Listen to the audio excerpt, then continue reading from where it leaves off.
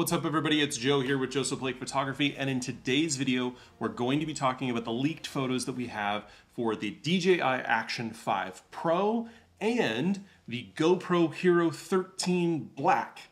Techtober is upon us. Techtember. We're getting a lot of tech.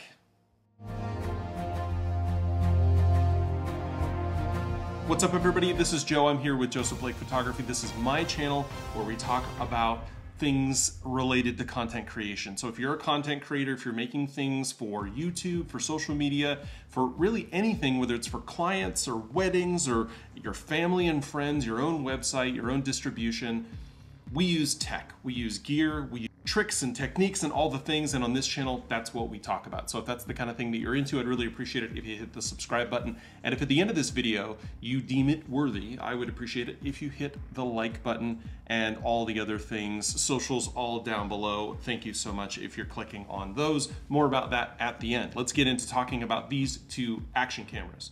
So traditionally, if you find me actioning, I am actioning on my mountain bike most often.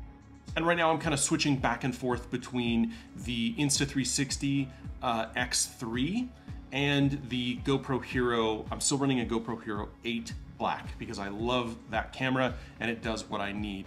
But more often than not, especially if I'm filming myself riding, not necessarily POV, but if I'm on the trail, I'm bringing the R6 Mark II because it makes the most sense for me in my shooting style and the types of shots that I want and the quality that I want. So yeah, I'm hauling around a camera with lenses and a tripod. But that's me, and not everybody wants to do that. I do absolutely shoot 360 video though on a lot of my rides. Here's a quick clip of me riding the Flume Trail at Lake Tahoe this past weekend. There's a video that's gonna be coming out hopefully this weekend, so hit subscribe if you wanna see my photo adventure to Lake Tahoe. It didn't end the way you would expect. But a lot of people are using these cameras to get as good a quality, as high quality video as possible, sometimes stills, and they want to know what's going to be the best out there. And pretty much every year we see a refresh of these cameras. But recently we've been seeing less and less in the kind of exciting category in these cameras. And so let's talk about these two cameras, how they're different, and what the newest versions of them will offer. So stacking up the current versions of these cameras, you have the Action 4 and you have the GoPro Hero 12 Black. Each has their pros and cons. Some people really like the kind of color reproduction out of the GoPro. GoPro's been in the game for a very long time. A lot of people have a lot of their batteries, and it's just something that they like using. DJI got on the market and started making some really exciting moves and has almost leapfrogged GoPro in the kind of quality and feature department, specifically when it comes to image sensors. Now, I know that there are a lot of people out there where the image sensor isn't the most important thing. It's also about features, it's about smoothing, image stabilization, battery life, all that sort of thing. In these two different iterations, they're very, very similar, except in really what I think is one category, which is that the DJI offerings, the Action 4 currently, has a larger sensor. And if you know anything about bigger sensors, you know that that means more light, better color, and more sharpness. And it gives you more versatility if you're planning on editing those videos at the end. And this channel is directed towards people who are doing that, really. If your plan is to take a GoPro out and then copy those videos to your phone and then upload them to your friends, or if you're using some sort of cloud service out of your device to upload them to the web to like instantly get them to people, then honestly, you're skipping a lot of the steps that people like me use to try to get those things looking as good and edited and amazing and great to our audience or to our end production goal. So how do the new cameras stack up? Well, on the Action 5 standpoint, honestly, we have a lot of pictures of this camera, but quite frankly, what we're seeing is not much of a difference in the previous model. It still has a 1/1.3 inch sensor recording in HLG and D-Log, It still has an f2.8 aperture, which means that the amount of light that it can take in really hasn't changed, though they are claiming that it is a new sensor. So maybe this new 1/1.3 inch sensor has been improved in some way that will significantly improve the performance of the camera. The other potential is that they have new processing components inside the camera that will improve things like low light performance, stabilization, and all of that. But on the spec side, we aren't really seeing a lot more except a bump in battery size, which means that the camera will run longer. And if you combine that with improved CPU or processing technology or process building, kind of how you make the sensor, how you make the chip that runs the sensor, you might actually be able to get more time out of that same battery size. So then if you increase the battery size, you actually end up getting more capability out on the trail, out in the water, out on the track, whatever it is that you're doing with your action cams. Compare that to the GoPro Hero 13 Black that we now have a billion pictures of, and all the marketing material ever, as well as the box and the back of the box. We can see that it also has seen no significant improvement. It still has a 1/1.9 inch sensor. And if you're confused about the 1/1.9 and 1/1.3, let me just put it this way. Those sizes actually aren't real. They don't matter. But relatively speaking, if you take the millimeter height and width of the sensor sizes, a traditional 1/1.3 is about 80% larger than a 1/1.9. But GoPro doesn't use a traditional 4x3 or 2x3 sensor size. They're using an 8x7, so an almost square sensor size, which then allows them to do some things like give you a square image if you wanted to post it, which is great if you want to do vertical video or square video on Instagram, stuff like that. So that sensor size, while not technically bigger, does offer a little bit more versatility in some instances. But more about that when we talk about lenses. But we're not seeing a significant improvement in the size of the sensor. It seems to be the same. Though again, it may be a new sensor, maybe on a new process. We may get improvements in the actual chip that runs the thing.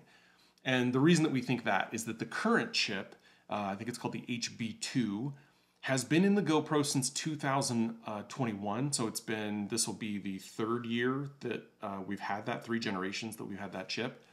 And the chip before that was in there for a long time. I think that one had 4 or 5 generations that they use that same processor.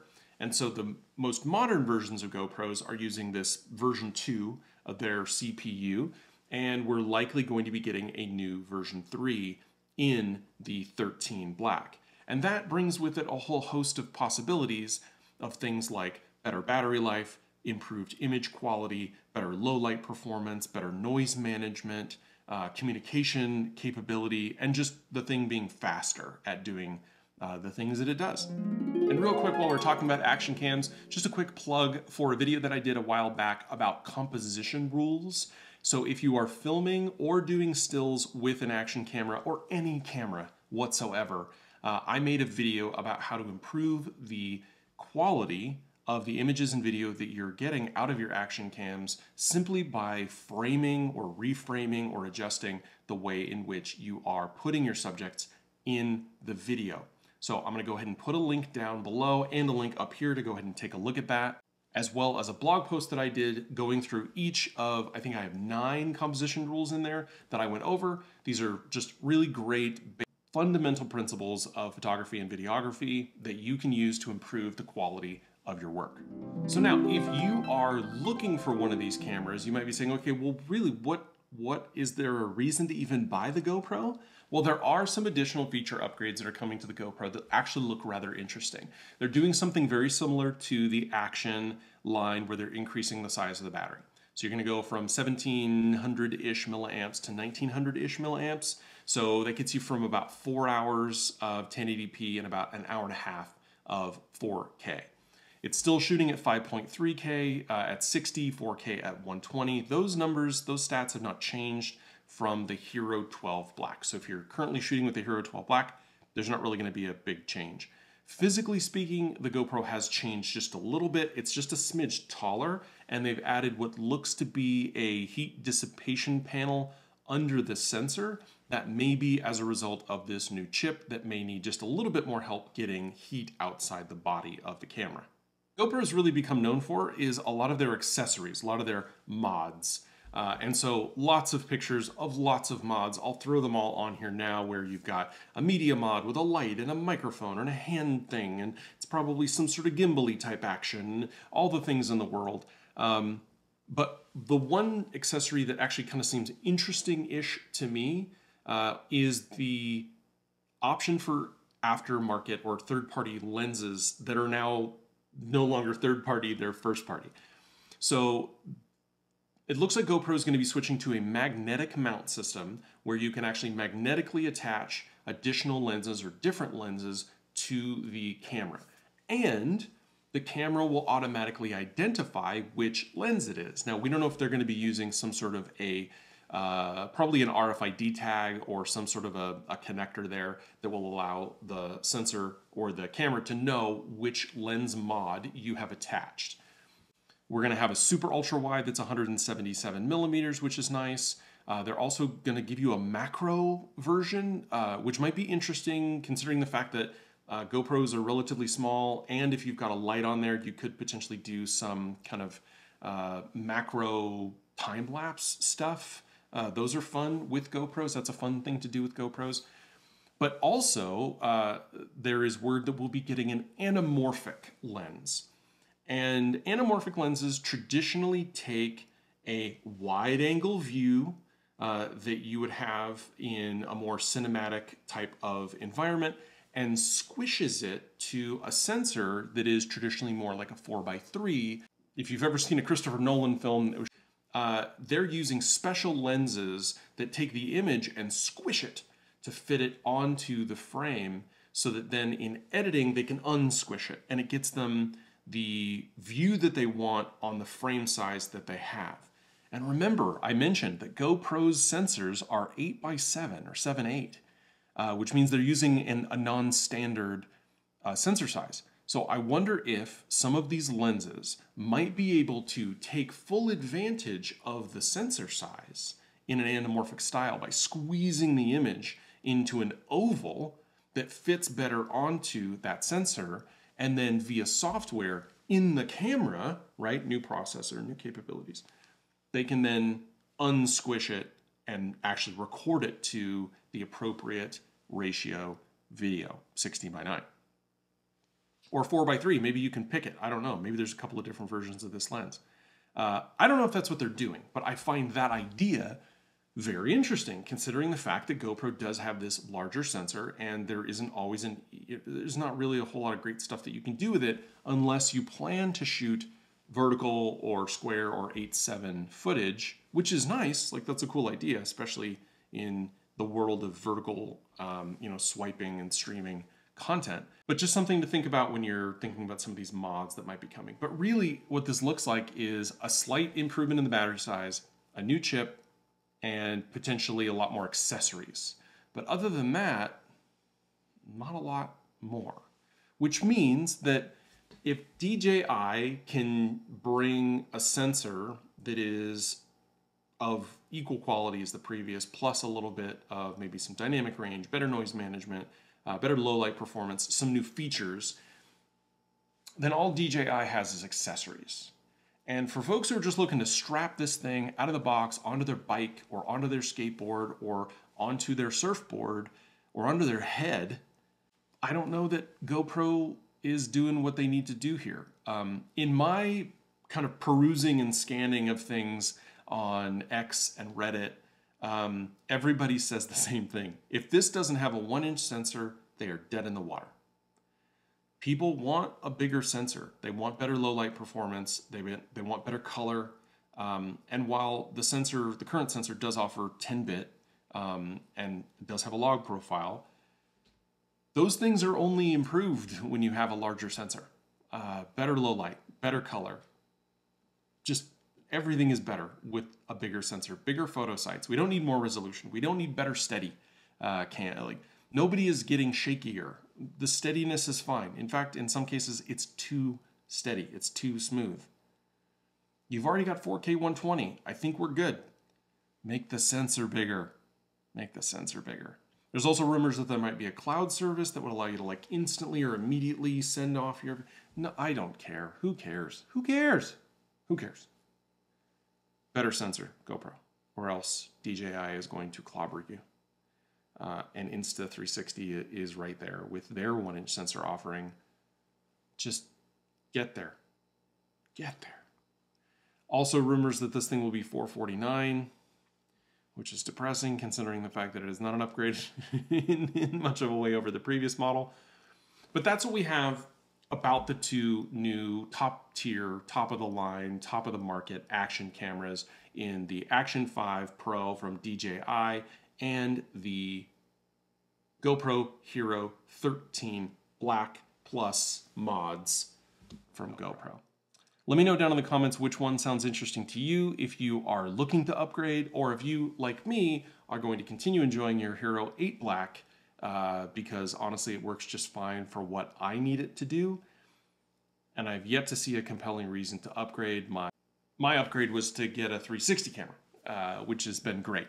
And if you're interested in seeing the 360 shots of my ride on the Flume Trail, go ahead and subscribe to the channel, and I will be putting that out soon.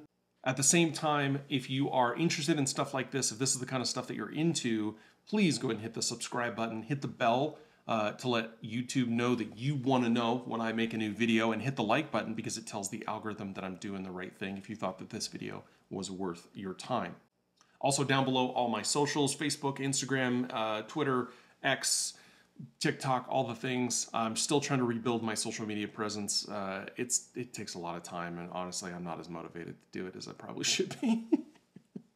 So the more people follow me there, the more interested I'll be in putting more content out on those different platforms. And last but not least, a free and easy way for you to support the channel. If you're shopping for gear, and if you're looking for some of these things, these action cameras, use the links that I have down below, and I make just a little bit of an affiliate commission on those things, and I really appreciate it if you do that.